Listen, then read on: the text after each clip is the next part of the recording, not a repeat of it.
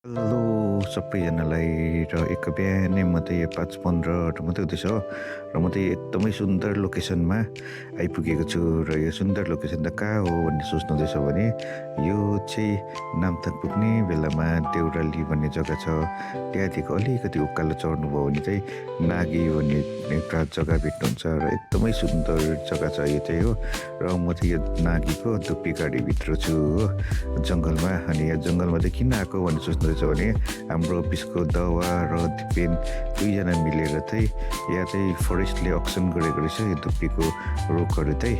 अनि यो रुखहरू लिएर चाहिँ उहाँहरू चाहिँ काठ काटिरहनु भएको छ। अरूजना सबैजना त्यो बेला नेपाल, कोही कलकत्ता, कोही दिल्ली बाहिर घुमिरहनु भएको छ। तर उहाँहरूले त यो चाडबाड पनि नभनिकन यसरी काठ काटेर उहाँहरूले चाहिँ यहाँ टाइम कसरी बिताउनु हुँदैछ भनेर चाहिँ म देखाउन गइरहेको छु तपाईँहरूलाई हो। र यहाँ मुनि अब हेर्दै जाउँला उहाँहरूले चाहिँ कसरी चाहिँ टाइम बिताउनु हुँदैछ र के गर्नु हुँदो रहेछ। र यस्तो तलपट्टि हेर्दा त अब यहाँ मुनि जङ्गल सुरु भयो। दिपेन दा उठेर आँखा मार्दै बसिरहनु भएको रहेछ हो। अब यसरी सुतिरहनु त भएन, पैसा कमाउनु आएको मान्छे हो।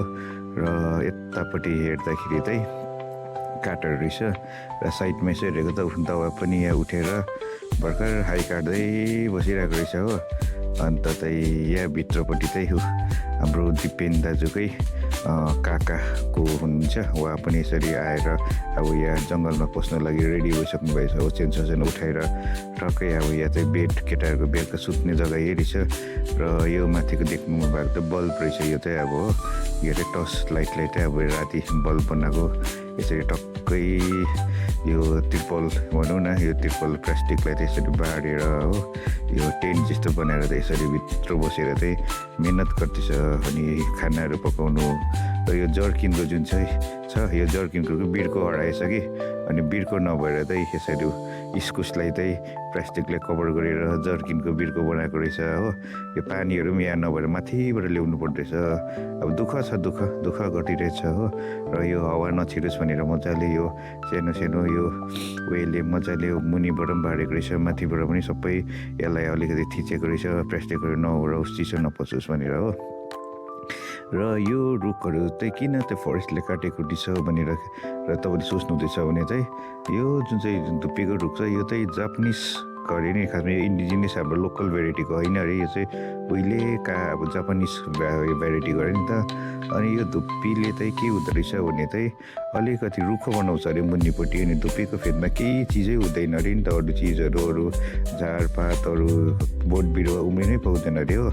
अन्त चाहिँ गभर्मेन्टको प्लान चाहिँ यो अब यो बाहिरको जापानिज धुप्पीहरूलाई चाहिँ मासेर चाहिँ यहाँकै लोकल ब्रिडहरू जस्तै चाप, गुराँसहरू यसरी चाहिँ मजाले लगाएर जङ्गलभरि नै मजाले फुलाएर जङ्गल पनि मजाको देख्ने बनाउने, अरू लोकल भेराइटीको सायद अरू प्लान्टहरू ट्रीहरू पनि के लाउने त्यस्तो प्लान्ट के रहेछ।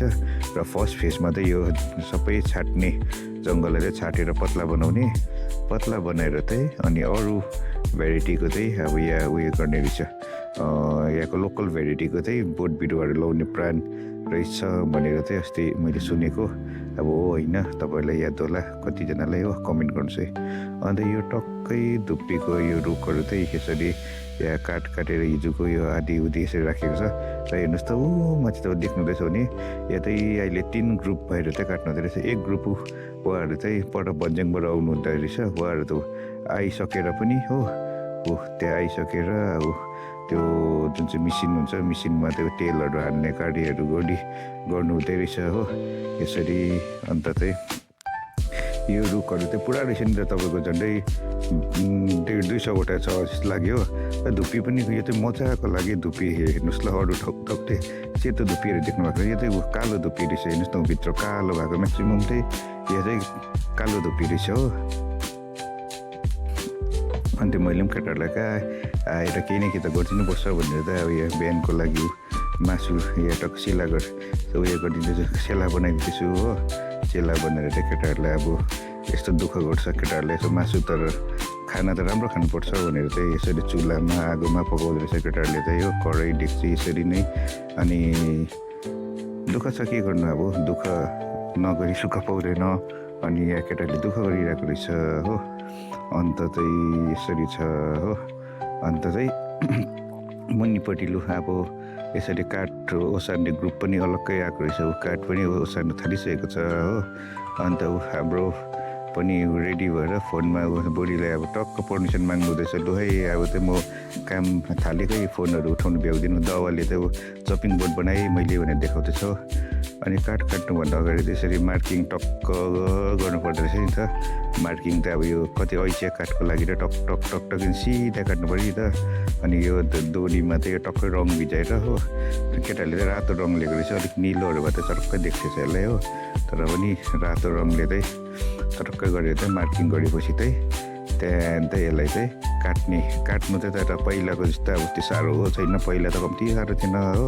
अहिले चाहिँ यो मेसिन आएकोले गर्दाखेरि चाहिँ यो यसले चाहिँ एकैछिनमा सट्टै यो मार्किङहरू गर्नु मुढा मिलाउनु साह्रो रहेछ कि। तर यो मेसिनले त काट्नु त अब सजिलै हुँदो रहेछ। अब यो मुढाबाट झन्डै 3.5 किबी जस्तो काट आउँदो रहेछ हो। यो 3.5 किबी त लगभग 5 मिनट जस्तो 5 देखि 10 मिनटमा टक्कै काटिसकि पो हाल्दो रहेछ हो। अन्त अघि जुन चाहिँ मैले काटेको थियो मासु हो, त्यो मासुलाई त्यसरी मजाले चुलामा यसरी पोलेर केटाहरूको लागि हुँदैछ हो। या भात सब्जी केटाहरूले खाइसकेको छ हो। र यो चाहिँ पानी चाहिँ टाढोबाट बोकेर ल्याउनुपर्छ नि त। यो चाहिँ पानीको जरहरू यसरी भयो। अन्त चाहिँ यो अब पोल्दै गरेको मासु हो। अब लास्टमा सबैले यो खाइसकेर अब चाहिँ मैले मात्रै खानु बाँकी छ हो। र हेर्नुहोस् है, अब यहाँ टक्कै जङ्गलभित्र यसरी खानुको मजै अर्कै छ हो। र यो पिकनिक जस्तो लाग्दैछ मलाई चाहिँ। अनि यो चाहिँ दालमै मासु हालेर पकाएको थियो नि त अघिको इडलीमा मासु। अनि यो चाहिँ म्याक्सिममले अब सबले खाइसक्यो, लास्टमा म मात्रै रहेको छु। र अब म पनि खानु पऱ्यो भनेर भात पसिरहेको छु हो।